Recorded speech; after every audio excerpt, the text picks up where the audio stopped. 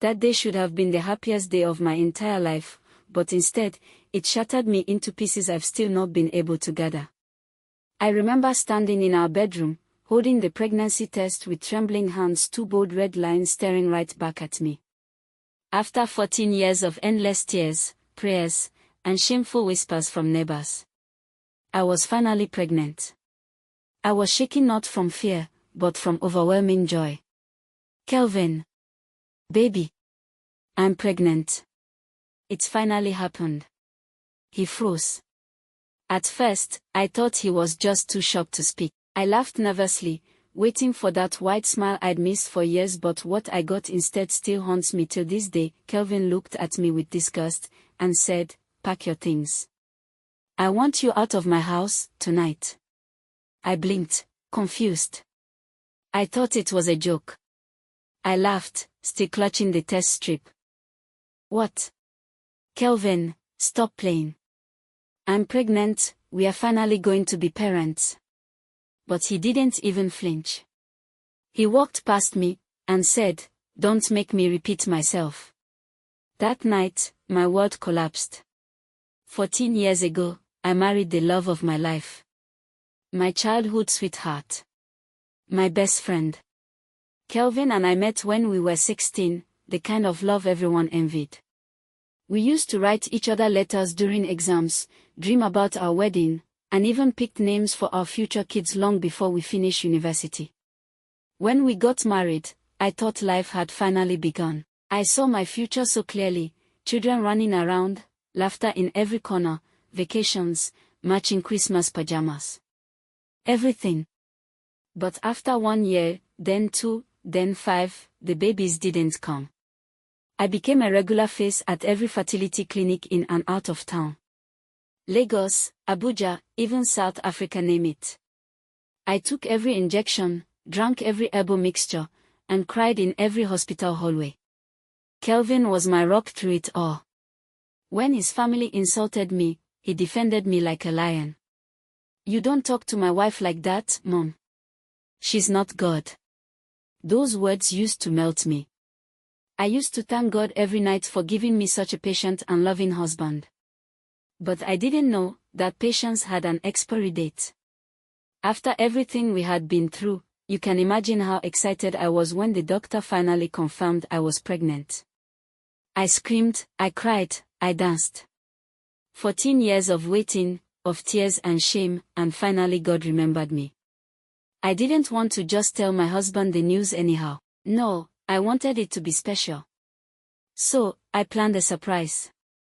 I decorated our bedroom with balloons and flowers. On the bed, I used petals to write, "Welcome Daddy." I even set up my camera in the corner to record his reaction because I wanted to keep that moment forever. When I heard his car enter the compound, my heart started beating fast. I quickly adjusted the bed cover and stood by the door, smiling like a little child.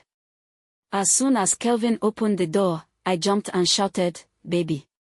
We are pregnant." But instead of joy, I saw shock, then anger, then rage. "What do you mean by we are pregnant?" he shouted. "Who is pregnant? How are you pregnant?" I was confused. I laughed nervously. "Babe, what do you mean? We've been trying for years now. It's finally happened." Before I could even finish, his voice thundered through the house. "Pack your things and leave my house this minute." At first, I thought he was joking. I smiled and tried to touch him, but his face was cold. The next thing I saw shocked me. He went straight to the wardrobe, grabbed my clothes, and started throwing them down the stairs one by one. "If I turn and still see you standing here," he said, "you'll be the next thing I throw down." My hands began to shake. My heart raced so fast I could hardly breathe. The man I loved, the man who had stood by me for years, was now looking at me like I was a stranger, like I disgusted him. Tears filled my eyes as I grabbed what I could and ran out. I didn't even know where to go, my legs just carried me. Eventually, I found myself at my mother's house. When I told my mom everything, she couldn't believe it. She kept shouting, "After all these years. After everything you've been through together. She tried calling him immediately, no answer. She called again and again, nothing. Then, all of a sudden, his number went straight to voicemail. We tried his WhatsApp, blocked. My mom tried from her phone, also blocked. Even my siblings tried him on social media, he had blocked every single one of us. Just like that, he cut me off completely. I couldn't sleep that night. I kept staring at my phone, hoping he would call. I cried till my pillow was soaked. I asked myself over and over, what did I do wrong? How could he change so suddenly?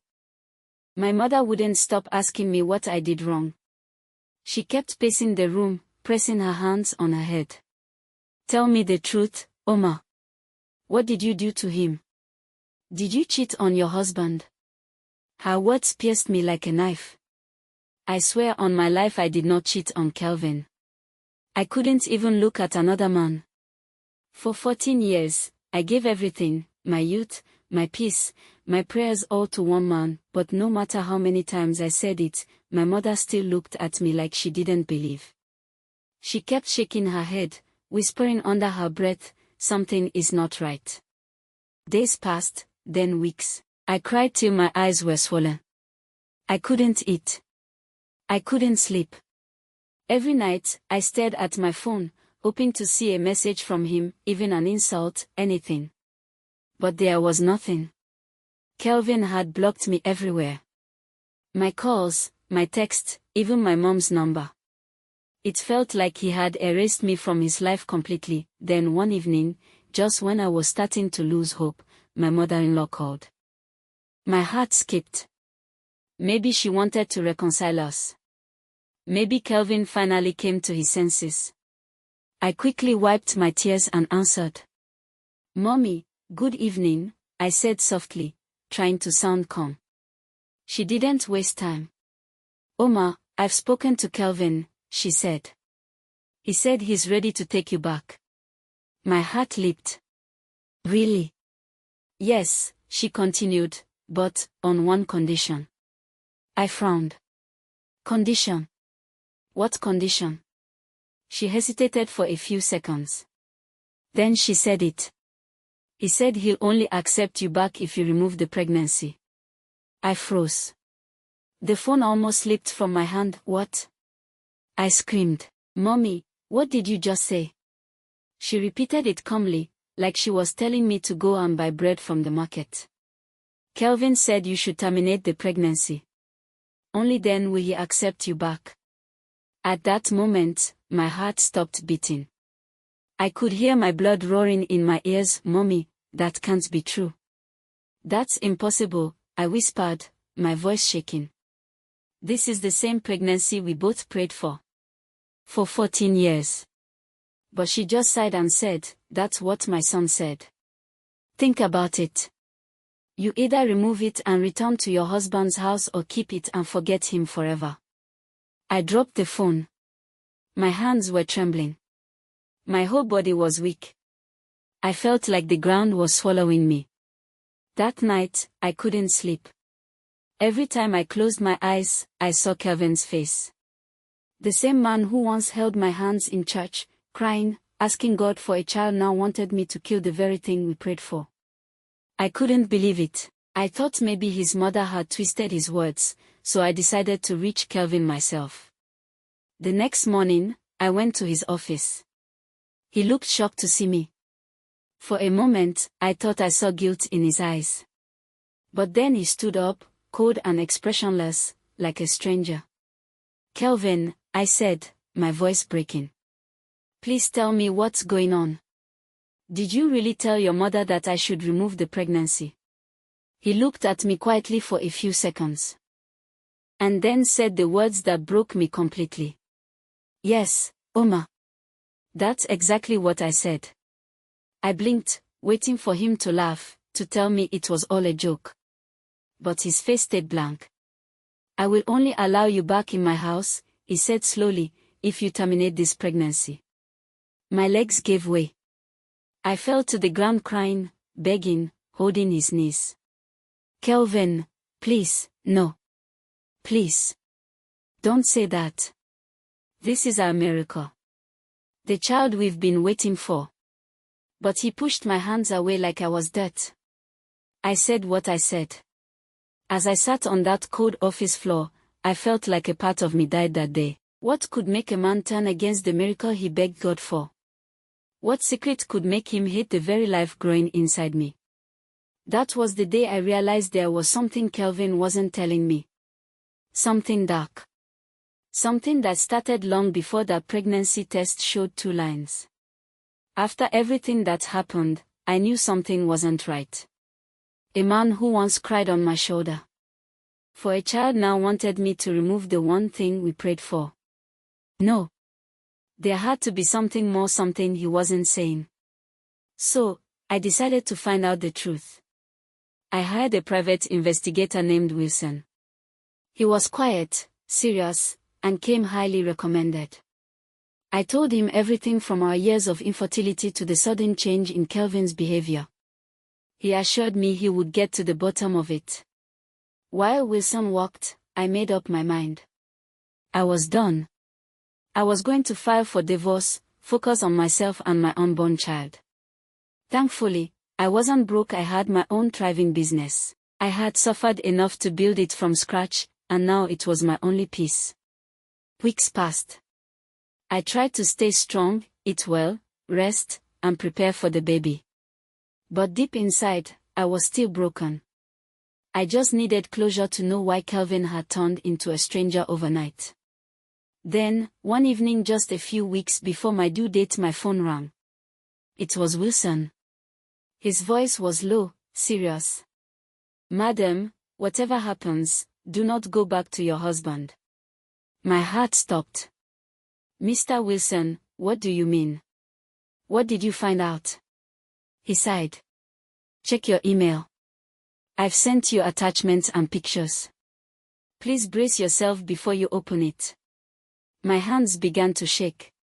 I grabbed my laptop, opened my inbox, and there it was, an email from Wilson titled, "Truth About Kelvin." I clicked it open, and what I saw made my whole body go numb. Meanwhile, if you have watched to this point, are you enjoying the story? Tell me in the comments, and also where you are watching from. I would like to connect with you. Please share and subscribe. Thank you. There were pictures of Kelvin, my husband, smiling happily with another woman and 3 children. The kids looked between 5 and 9 years old. I froze. My mind went blank. I just sat there staring at the screen as tears rolled down my cheeks. "Kelvin. No, this can't be true," I whispered. I screamed. I cried so hard I felt my chest tearing apart. For minutes, I couldn't breathe. It felt like someone poured fire into my heart. So Kelvin had another family. But how? He never stayed out late. He never traveled without me. He was always home before 7 p.m. every single night. So how could this be? I slammed the laptop shut, my heart beating fast, my hands shaking. But something in me said, "Go back, look again." I took a deep breath, opened the laptop once more, and zoomed in on the pictures. And that was when I saw it. My blood ran cold. The woman in the picture wasn't a stranger. It was his mother. I gasped and covered my mouth. No, this can't be real." I looked again. Same face. Same woman who raised him. The same mother who called me daughter. I quickly opened the full report Wilson had attached, and as I read, my hands began to tremble uncontrollably. According to the investigator, Kelvin's family had a dark ancestral ritual. The report said that before Kelvin and I got married, they had performed a secret sacrifice, one that would make sure I never had a child for him. But there was more. The report stated that Kelvin was married to his own mother. That she was not just his mother, but his wife. That she had given birth to those 3 children for him. I screamed so loud my neighbors came knocking. I fell to the floor crying, rolling, shaking, shouting, "Why? Why me?" I couldn't believe it. The man I shared a bed with was sleeping with his mother. The woman who used to pray for me was the same woman destroying my womb. My head spun. My stomach tightened. I wanted to faint. I called Wilson immediately, crying uncontrollably. Mr. Wilson, this can't be true. Please tell me it's not true. But his voice was calm and serious. Madam, I have proof. Please, listen to me, don't confront them. Don't go back there. For your safety and the safety of your child, leave the country immediately. I sat there on the floor, broken, my laptop still open, the images staring back at me, Kelvin smiling, his mother beside him, and their children playing in the background like a normal family. A few days later, I left Nigeria and relocated to Canada, not just to start a new life, but to save my unborn child from whatever darkness that family carried. It was raining heavily outside, and Miracle was fast asleep in her crib. I was folding her tiny clothes when my phone rang. It was an unknown number. At first, I ignored it. But it kept ringing again and again. I finally picked up. Hello.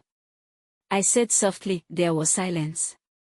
Then a familiar voice came through, deep, calm, and cold. Oma, my heart froze. It was Kelvin. For a moment, I couldn't breathe. My hands started shaking. I almost dropped the phone. Kelvin.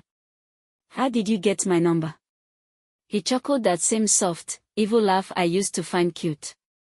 You left without saying goodbye.